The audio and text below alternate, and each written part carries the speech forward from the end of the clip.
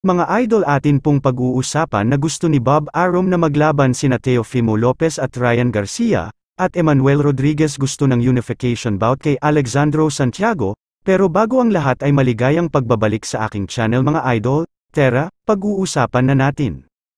Sinabi ng top-ranked promoter na si Bob Arum na gusto niyang maglaban sina WBO light welterweight champion Teofimo Lopez at Ryan Garcia.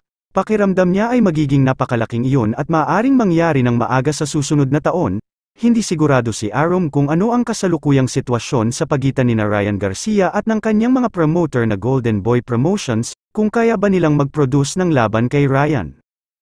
Interesado si Ryan na lumaban para sa isang world title, at napag-usapan niyang gusto niyang labanan ang WBA 140-pound champion na si Rolando Rolly Romero. Iyon ay isang magandang gawin at kunin ni Ryan para makuha niya ang titulo ng WBA, at pagkatapos ay harapin si Teofimo sa isang unification bout sa unang bahagi ng 2024.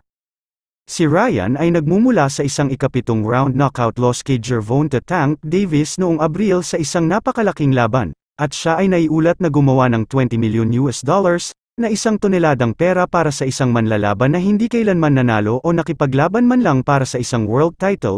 At pinatalsik naman kamakailan ni Teofimo Lopez ang WBO light welterweight champion na si Josh Taylor noong Hunyo sa dominanteng performance. Kailangang pataasin ni Ryan ang kanyang laro para magkaroon siya ng pagkakataong talunin si Teofimo, dahil kung pagbabatayan sa kanilang mga kamakailang pagtatanghal, ay malamang nakakainin lang si Ryan ang buhay ni Teofimo Lopez.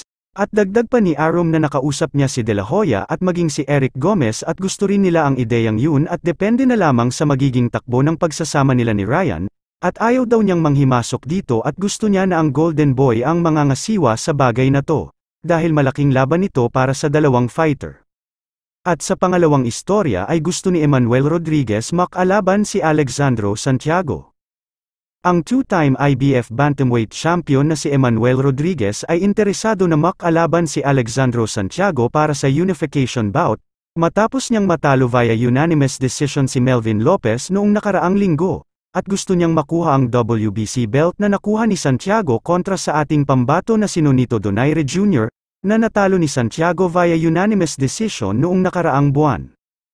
Si Rodriguez ay nagtamo ng pamamaga sa kanyang kanang mata sa ikalawang round ng kanilang 12-round battle ni Melvin Lopez, at kahit na lumubog ang mata habang tumatagal ang laban, ay nanatili siyang kalmado sa kabila ng headbutt na naging sanhi ng pamamaga ng kanyang mata sa second round, at nagawa pa niyang tumagal, at natalo niya ang kanyang kalaban na si Lopez.